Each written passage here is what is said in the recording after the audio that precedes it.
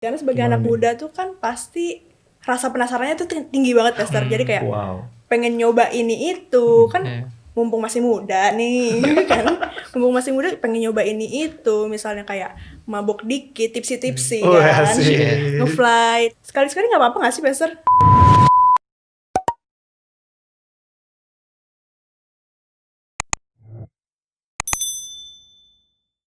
Yo, kita ketemu lagi dalam acara Today's Message Podcast bersama saya Yehuda Lasuradja Octavian Fadli. Just call me Yehu. Kalau di jalan ketemu panggil saya Bro, gitu ya. Oke, nah sekarang di sini saya nggak sendirian. Saya ditemani oleh narasumber yang sangat wow, gitu ya. Yaitu adalah Pastor Christopher Tapiheru. Wah, dia Yo, what's up? yo.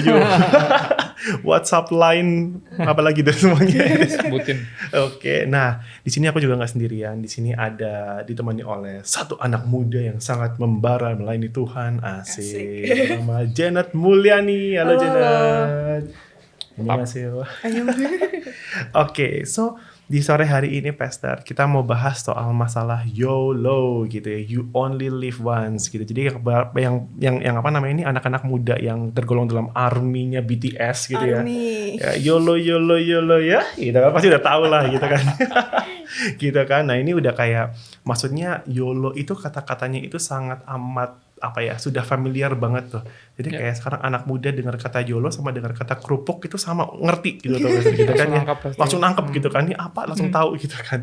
Nah, kalau menurut Pastor itu kalau YOLO itu you only live once itu seperti apa, Pastor? Setuju nggak, Pastor, Ya. atau gimana? Secara netral, arti kata itu kan emang bener. Kita hidup cuma sekali. Kan gitu. Tapi ya tadi pemaknaannya dari, maksudnya kalau ya udah tahu hidup cuma sekali terus kan gitu. Nah, Ya, ada orang Bener yang sih. jadi pikir bisa ngapain aja. Ada orang yang dengan benar berpikir bahwa karena ini cuma sekali, jangan sampai disia-siain. Don't waste your life kan gitu. Even kata-kata jangan disia-siain pun bisa bermacam-macam makna kan ya, Pastor ya? Bisa kayak like having fun like hell gitu kan ibaratnya kan, atau kayak melayani Tuhan gitu. Nah, itu kira-kira menurut Pastor kayak Ya pandangan mestinya YOLO yang sendiri tuh. positif lah ya. Positif ya. Jangan sampai ada penyesalan dalam hidup ini. Mm-mm. Sebenarnya penyesalan seringkali muncul karena nggak melakukan yang benar. Nah, Itu. betul banget sih. Iya. Ya, penyesalan itu muncul karena nggak melakukan yang benar. Kenapa nggak melakukan yang benar? Karena dia tuh nggak tahu tujuannya kenapa dia Betul. hidup kan. Nah, menurut Pastor kira-kira tujuan hidupnya itu yang buat kita nih, supaya siapa yang nggak tahu soal tujuan hidup gitu ya langsung dengerin langsung mind blown gitu. Nah, kira-kira gimana, Pastor? Kita bilang cukup sederhana, Roma 11 ayat 36, sebab segala sesuatu adalah dari Dia dan oleh Dia dan kepada Dia. Bagi Dialah kemuliaan sampai selama-lamanya. So, sebagai ciptaan Tuhan, tujuan kita, our whole existence, keberadaan kita tentunya untuk memuliakan Tuhan. Itu tujuannya. Sama kayak semua karya seni, dimaksudkan ketika orang menikmatinya, orang langsung pengen tahu siapa yang bikin. Oh, Ya kan, denger lagu enak, wih siapa yang nyanyi nih, kan gitu. Ya kan, lihat graffiti bagus, wih siapa yang bikin nih gambarnya. Lukisan bagus, siapa nih pelukisnya. Sama, ketika orang lihat kita, maksudnya orang langsung penasaran, nih Tuhannya siapa nih, maksudnya yang bikin siapa. Dan ciptaan selalu emang tujuannya untuk memuliakan Sang Pencipta. wow. Itu sih. Wah, hebat. Kayak betul sih, kayak akhir-akhir ini juga saya lihat ada bintang film Korea gitu ya. Oh, cakep banget, Pastor. Langsung, wah, aku pengen worship, Pastor. Wah, ini yang ciptain hebat banget nih. Oh, langsung worship di situ, luar biasa lah gitu ya. Memuji penciptanya gitu kan. Ya. Oke, nah. Terus kalau misalnya gini, Pastor, kalau kita itu memuliakan penciptanya, berarti memuliakan Tuhan kan ya, Pastor ya. Maksudnya nggak mungkin dong segala hal yang berbau-bau dosa. Itu kan memuliakan Tuhan kan nggak mungkin, Pastor. Mempermalukan Tuhan. Mempermalukan Tuhan. Nah, kayak tapi di sekeliling kita kan gimana nih? Maksudnya yang misalnya coba JM deh, kalau misalnya sekarang di anak-anak muda zaman sekarang tuh lingkungannya seperti apa sih? Maksudnya bisa nggak sih kita itu kayak memuliakan Tuhan gitu? Kayak Kalau pertanyaan bisa nggak bisa, harusnya bisa sih, tetap Harusnya bisa bisa. ya. Cuman ya pasti banyak godaan aja. godaan. Godaannya banyak lah ya. Oh gitu. Gitu sih. Nah, kalau misalnya godaannya banyak nih, Pastor ya. Ya maksudnya di zaman aku yang kayak 50 tahun yang lalu. Oh, Set, lama banget. wow. Umur berapa? Opa Yehu. 431. Enggak, jadi maksudnya kayak godaan itu banyak. Mungkin nggak sih kalau kita tuh nggak terkontaminasi sama sekali gitu loh, Pastor. Dengan godaan-godaan itu, Pastor. Ya pada akhirnya kita punya pilihan ya dalam hidup. Salah satu anugerah Tuhan bagi manusia itu kan pilihan. Kebebasan untuk memilih. Dan terkontaminasi buat aku juga sama. Kita bisa memutuskan untuk tidak tertular, artinya mesti menjaga diri. Ya kan, makanya di era sekarang kita pakai Masker. ya kan, biar nggak tertular. Kan 1 kontaminasi itu kan 1 kayak meter. tertular kan. Iya, betul. sebenarnya. Dan kita bisa ambil sikap untuk nggak terkontaminasi. Ada kisah di Alkitab yang inspirasional tuh Daniel dan Sadrak, Mesak, Abednego. Dia memutuskan untuk Daniel sampai level tertentu secara literal dia memutuskan untuk nggak makan dan minum yang biasa dimakan dan diminum sama raja dan semua yang lain. Dia bilang saya makan dan minum yang biasa saya makan dan minum. Dan itu sebuah keputusan. Ya artinya dalam hidup ini nggak semua film mesti lo tonton, Betul. nggak semua lagu mesti lo denger. Ya tapi firman Tuhan mesti lo baca kan kita. Pilihan di dalam diri kita. Ya untuk nggak terkontaminasi kita harus menjaga diri dan kita diperlengkapi dengan istilahnya pedang, yaitu pedang roh, yaitu firman Tuhan. Firman Tuhan. Ya di dalam peperangan ini antara yang baik dan yang jahat. Kan kita diperbutkan nih somehow. Iya. Kita punya pedang untuk bisa bertahan dan melawan. Itu sih yang buat aku penting untuk dilihat seperti itu. Bisa bertahan dan melawan ya. Ya, Rom. Tadi nggak cuma defense doang, kita bisa melawan. Kita bisa bahasa kontaminasi itu kan tertular. Bahasa positif dari itu, opposite sides-nya adalah kita influence. Kita menularkan. Kita malah menularkan. Bukan tertular. Wow. Ya, terkontaminasi atau menularkan. Iya. Ya, Wow. tadi atau kita influenced. Kita justru mempengaruhi. Terpengaruh atau mempengaruhi. Gitu. Ya. Wow. Ini Keren emang banget. Keren banget ya. Karena sebagai anak muda tuh kan pasti rasa penasarannya tuh tinggi banget, Pastor. Jadi kayak Wow. pengen nyoba ini itu kan. Iya. Mumpung masih muda nih kan, mumpung masih muda pengen nyoba ini itu, misalnya kayak mabok dikit, tipsi kan, asik. ngefly, terus kayak misalnya Stegi, setengah-setengah gila. wow, itu kata-kata baru loh, stegi ya. Zaman dulu banget. Oh zaman Gitu Baru buat kita. baru buat kita, oke. Tawan umurnya nih gue. Ya mabok dikit, terus kayak nyoba-nyoba ngerokok, gitu-gitu kayak sekali-sekali nggak apa-apa nggak sih, Pastor? Kan Tuhan juga maafin kita minta ampun, kita minta maaf, Tuhan akan maafin. Nah, loh. Ya, pandangan itu sebenarnya yang mesti diberesin karena istilahnya dosa itu nggak ada yang bisa dibanggakan. Ya, maksudnya kalau kita banyak ngobrol juga sama orang-orang yang udah lebih lama hidup, maksudnya selalu mau bilang kan kalau lu mau tetap dodol, ya lu nongkrong aja sama yang seumuran lo, karena sama-sama nggak berpengalaman, jadi sama-sama belum pernah nyobain, jadi naif berpikir, oh ini kayaknya asik nih, kayaknya. Ya kan. Tapi penting juga untuk nongkrong sama yang lebih senior, karena yang lebih senior udah punya pengalaman. Jadi aku selalu bilang sama orang yang baru mau badung, lu coba nongkrong sama yang udah insaf deh. Jadi biar maksudnya nggak perlu sebodok dia dulu gitu loh. Maksudnya karena semua yang dosa itu hanya menghasilkan penyesalan. Ya penyesalan. Roma 6:20 sampai 21 dan 23 bilang, sebab waktu kamu hamba dosa atau budak dosa, kamu bebas dari kebenaran. Dan buah apa yang kamu petik daripadanya? Semuanya itu menyebabkan kamu merasa malu sekarang.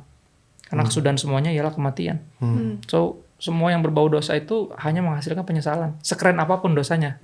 Di momen itu. Iya, betul. Di kemudian hari cuma bisa nyesel. Aduh, jangan dibahas deh itu mah. Zaman dulu, zaman kegelapan. Zaman kegelapan. Ngerti kan? Kalau dulunya pas lagi bikin kayaknya keren. Karena jujur ya, aku pernah muda dan masih merasa muda sampai sekarang. Siap. Ya aku ngerasa bahwa ketika lagi ngelawan di era itu tuh, lagi ngelawan orang tua atau lagi kayaknya bebas ngapain aja, kayaknya keren. Tapi kalau diingat cuma bisa malu. Apanya yang keren? Itu justru kayak orang-orang norak yang kayak, ngerti kan, kayak karena belum pernah ngerasain. Tapi gini, pada akhirnya kita kalau kita selalu berpikir kita biar tahu rasa gitu. Kalau punya mental itu nggak banget kan, kalau akhirnya kita mesti masuk neraka dulu baru ngerti kan upah dosa itu kan maut kan. Betul, Sekecil apapun dosa yang kita pilih, kayak misalnya gini, dosa pertama kalau direnungin cuman gitu doang kayaknya, cuman makan yang nggak boleh dimakan, ya kan, bukan ngebunuh siapa atau enggak, kayaknya gitu doang, tapi gitu banget efeknya. Alkitab jadi setebal itu, Tuhan Yesus sampai mesti mati di kayu salib, ya kan, efeknya gitu banget, dan dunia ini jadi berantakan sampai hari ini. Ya itu imbas dari yang kayaknya cuma gitu doang. Jadi nggak ada tuh yang namanya gitu doang.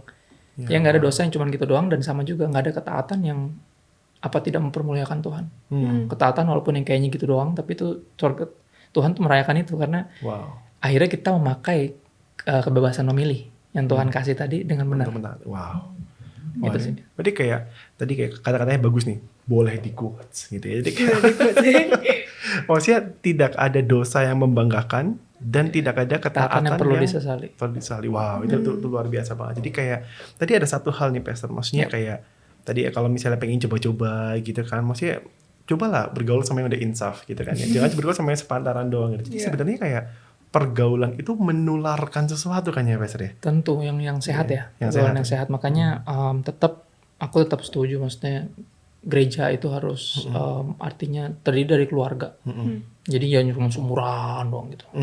Makanya itu nongkrong boleh lah untuk ini seumuran. Cuman kalau benar-benar lagi bergaul gitu ya, kita mesti punya orang-orang yang lebih senior dari kita, yang kita dengerin untuk pengalamannya, nasihatnya, yang gitu-gitu. Jadi nggak kayak katak dalam tempurung gitu loh. Iya sih, nggak tahu apa-apa gitu. Kayak sumbu pendek, dalam artian lu cuma taunya yang itu doang gitu. Betul. Nah itu penting dan itu makanya Salomo juga bilang gitu, kalau mau bijaksana nongkrongnya jangan sama yang seumuran doang. Betul sih. Walaupun boleh, tentunya harus. Ada doangnya kan. Karena kan pergumulan biasa sama kalau seumuran. Cuman ya tadi pengalamannya yang nggak ada, nah itu penting. Wow. Jadi kata-kata tertular itu maksudnya memang betulan ada gitu. Maksudnya yang awalnya baik, kalau cuma yang tertular dengan yang jelek juga bisa tertular. Betul. Terus kemudian kalau komunitasnya baik juga bagus ya. Kayak zaman dulu yang empu zaman dulu juga yang bikin keris tuh ada yang namanya empu tertular tuh. Oke. Tantular. Oke. Maaf. Oke. Nah, sekarang kayak gini nih Pastor, kalau masalah pergaulan ya. Kadang-kadang nih orang tuh bilang gini loh, maksudnya kan gue punya freedom dong, gue mau bergaul sama siapapun boleh dong. Maksudnya kayak gue bebas dong, kita kan zaman demokrasi, kita boleh ngelakuin apapun. Ada hubungannya nggak sih demokrasi? Anyway kayak kemerdekaan gitu lah ya, kayak freedom gitu. Gue boleh dong, maksudnya ya you only live once coy gitu kan. Nah kira-kira kemerdekaan tuh kayak menurut Pastor yang kemerdekaan yang real tuh seperti apa Pastor? Ada gimana? Kemerdekaan yang real. Ya kita mesti balik selalu ke Alkitab ya, karena Alkitab itu kan benang merahnya adalah kita ini dimerdekakan dari ikatan, dimerdekakan oleh pengorbanan Kristus. Wow. So mesti dilihat Roma 6 ayat 17 sampai 18. Tapi syukurlah kepada Allah, dahulu memang kamu hamba dosa. Tapi sekarang kamu dengan segenap hati telah mentaati pengajaran yang diteruskan kepadamu. Kamu telah dimerdekakan dari dosa dan jadi hamba kebenaran. Dia bilang, dulu kamu budak dosa, ya hamba dosa, tapi sekarang kamu dengan segenap hati mentaati pengajaran. Artinya dengan segenap hati mentaati pengajaran itu kemerdekaan. Artinya nggak ada yang paksa kita. Betul. Bener nggak gini, dosa itu awal-awal kita kayaknya bebas. Iya. Tapi lama-lama ngikat. Kalau udah terikat nggak bisa ngomong bebas lagi dong. Betul sih. Misal contoh, aku selalu pakai contoh yang gampang deh, yang nggak terlalu kayaknya gitu doang, kayaknya nggak apa-apa lah gitu. Ya kayak misal contoh ngerokok. Ya bukannya diskredit siapapun yang rokok. Tapi itu contoh ikatan yang paling sederhana. Yang orang pikir kalau dia ngerokok itu dia pikir dia bebas. Sampai ada karena orang ditegur, dia ngerokok di tulisan yang ada tulisan area bebas rokok. Area bebas rokok. Pas ditegur sama satpamnya, Mas nggak boleh ngerokok di sini. Loh katanya bebas Mas. Area bebas rokok. Bukan bebas ngerokok Mas, maksudnya bebas dari asap rokok gitu. Betul. Nah sama juga kita tegur orang, misalnya kayak kita tegur, ya terserah gue dong bro, duit gue, maksudnya bukan lu yang beliin gue, paru-paru gue. Ya kan terserah gue dong. Oh berarti lu ngerasa bebas? Iya dong bebas lah. Oke. Nggak berhenti bisa nggak? Nah. Oh ya susah kalau itu. Kan artinya nggak bebas. Betul. Kalau bebas itu kita bisa berhenti kapan aja. Berarti itu terikat. Betul sih. Bisa stop bisa go ya kalau bebas ya. Dan itu yang di Lukas 15 kan ada kisah itu kan. Anak yang berpikir ada kemerdekaan di luar dari papahnya. Dia ambil warisannya, dia pikir uang gue, hidup gue, terserah gue dong. Akhirnya malah jadi diperbudak, malah berakhir jadi malah hampir mati kelaparan kan gitu. Bukan jadi budak, babi, bukan merdeka. Bukan makan babi. Malah makan babi jadi in the end of day nggak ada kemerdekaan di luar dari Tuhan. Jadi ketika Tuhan menganugerahkan kemerdekaan, ketika kita dimerdekakan dari ikatan dosa ini, jangan sampai kemerdekaan itu kita pakai buat ngapain aja, karena ngapain aja yang bikin kita terikat dulu. Ngerti nggak maksudnya? Jadi biar ketaatan kita dari hati. Karena sadar bahwa saya dengan sengaja mau mengikatkan diri kepada Tuhan. Karena kalau kita nggak ngiketin diri sama Tuhan, kita akan terikat ke apapun dan siapapun yang lain. Karena berarti kalau gitu kita pasti terikat ke something gitu kan ya? Pasti ya. Kalau ke Tuhan, ke yang lain. Gitu. Ya makanya kan, aku kutip satu hamba Tuhan yang aku kagumi, namanya Francis Chan. Dia bilang ketika Kristus cuma masih jadi addition, masih jadi tambahan dalam hidupmu, engkau akan terus terikat dengan berbagai addiction. Makanya Kristus mesti jadi keterikatanmu. Karena ketika Kristus keterikatanmu, engkau terlepas dari semua ikatan yang lain. Dan yang jadi Keren banget. ya, aku terinspirasi banget sih sama quotes itu. Wow.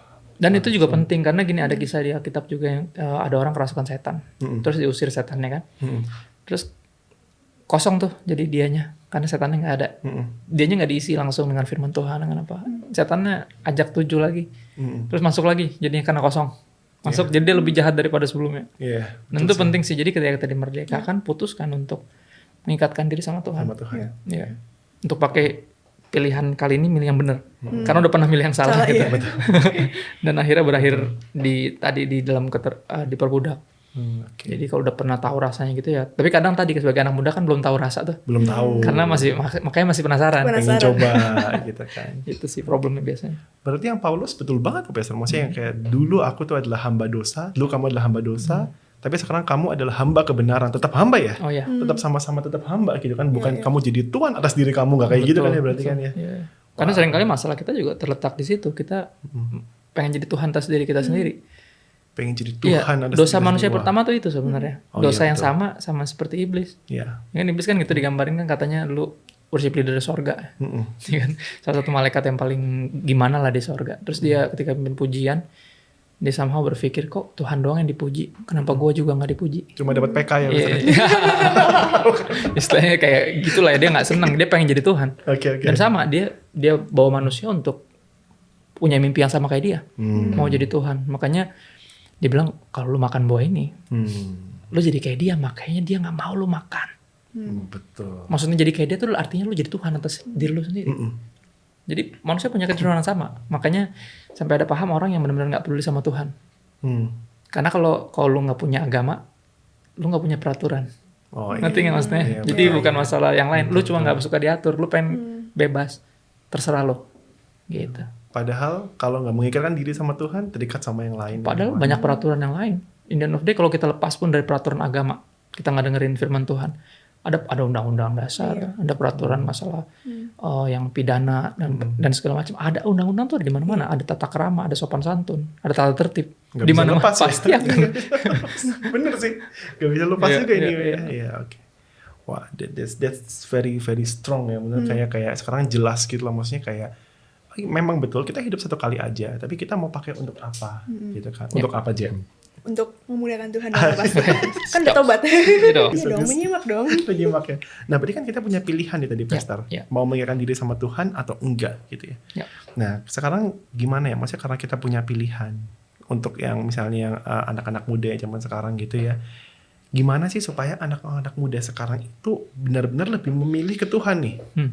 Daripada milih ke yang lain. Kan dia punya pilihan sekarang tetap kan. Betul. Gimana caranya supaya anak-anak muda itu memilih ke Tuhan? Itu gimana, Pastor? Biar Tuhan lebih appealing buat saya, salah satu fungsi anak-anak Tuhan makanya mesti jadi saksi. Saksi, betul. Kita make a difference. Artinya kasih lihat ke generasi berikutnya bahwa ikut Tuhan tuh asik loh. Nggak seperti yang lu digambarkan bahwa jadi mesti gini, harus gini, nggak boleh gitu. It's true freedom. It's true freedom. Jadi ini penting banget. Dan itu jadi jangan sampai dunia kelihatan lebih menarik dalam artian lebih menggiurkan. Aku makanya pernah posting kan sesuatu yang kayaknya kontroversial buat ukuran pendeta gitu. Aku cium istriku sendiri, aku posting di Instagram. Which is sebuah hal yang sangat biasa aja. Secara itu istriku sendiri, kalau istri orang baru. Itu kan agak-agak ada yang bilang ini, tapi yang follow kan banyak juga yang anak-anak muda. Loh, ini pas saya ini kan waktu itu merayakan 9 tahun pernikahan. Ya kita lagi di Bali, cuma aja di pantai terus diposting. Terus 9 tahun yang lalu, saya juga sama melakukan hal yang sama. Yang lihat banyak lagi. Dari ponakan saya yang masih kecil yang bawain cincin. Sampai oma-oma yang kan pas pernikahan semuanya tepuk tangan tuh. Semuanya tepuk tangan, anggap itu indah. Kenapa sekarang saya posting jadi ada yang protes? Anggap saya posting ini 99 tahun kemudian. Ngerti kan maksudnya? Di usia pernikahan 100, umurnya berapa berarti kan gitu.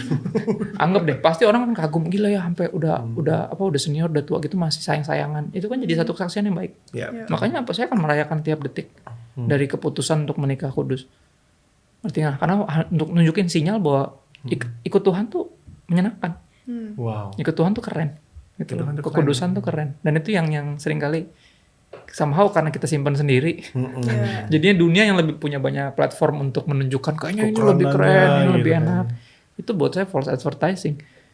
Karena itu kayak perbudakan yang dibungkus dengan jebakan. Kayak jebakan Iya, kan misalnya gini, kayak apa ya? Kalau lu memancing sesuatu kan pasti kan dipancing dengan yang menarik kan. Betul. Tapi ada kailnya di baliknya tuh. Iya. Dicantol. Umpannya ya menarik. Istilah umpannya selalu menarik kan gitu. Dunia tuh kan kayak gitu. Dia punya kail yang sebenarnya akan memperbudak kita, tapi kekristenan kebalik. Ya, Tuhan benar-benar kasih tahu bahwa this is true freedom. Ya, kalau kamu hidup buat saya, kamu hidup sesuai dengan tujuan hidupmu. Dan ketika engkau hidup dalam tujuanmu, semuanya jadi lebih indah. Yang ketika engkau nggak ngelawan saya, semuanya jadi lebih asik. Ya kisah Yunus misalnya. Ketika dia lari dari panggilan Tuhan kan jadi ribet. Iya betul. Ya kan dia mesti beli tiket sendiri buat kabur. Iya, tiket kapal Effortnya lebih ya. tiket kapal beli sendiri. Udah itu kapal kena badai. Terus dia nyemplung ke laut. Dia hampir mati. Untung dapat voucher menginap 3 hari 2 malam di perut ikan ya. Ikan ya. Ya, habis Itu nggak bayar ya. Iya dibawa di perut ikan, lu bayangin kayak jijik banget, maksudnya dalam perut ikan gimana sih rasanya. Terus lu dilepas. Iya. Di mana? Di tempat pertama kali lu Tuhan suruh lu ke situ. Lah kalau ujung-ujung lu ke sononya mendingan ke sono dari awal. Pasti ada yang beliin tiketnya enggak? Iya betul. Pasti Provided ya. iya pasti kan ada. Provided, bener sih. In the end of the day kalau udah tahu nih gitu, kalau kemungkinan melawan Tuhan, kemungkinan menangnya itu 0. Buat apa ya? Ngapain melawan dia? Betul sih. Kenapa nggak berserah aja dari awal? Gitu loh, kalau menyerah akhirnya memalukan. Betul sih. Iya. Wow. Kenapa nggak berserah dari awal? Gitu sih. Jadi itu yang sebagai orang yang udah lebih senior gitu ya, nasihatnya adalah gitu. Jangan sampai hidup dengan penyesalan. Ya karena saya belum pernah ketemu orang yang nyesel karena taat. Belum pernah. Yang pernah ya. Selalu yang ketemu yang nyesel karena nggak taat. Aduh, tahu gitu gue dengerin bokap gue. Ya tahu gitu gue dengerin nasihat nyokap, pas nyokap bilang gini mesti gue selalu gitu. Iya sih, selalu iya sih. gitu. Iya sih betul sih. Ya if you want to live with no regrets ya choose to obey. Wow. Obey God, dan itu udah pasti beres lah. Wow. Mantap banget sih, mantap banget. Ya. Nah, Pastor, maksudnya tadi kayak gini ya, tadi kata-kata yang ya mungkin untuk yang membuka kita semua gitu ya. Maksudnya kadang-kadang pelayanan itu dianggap sebagai hal yang kurang seru, kurang asik.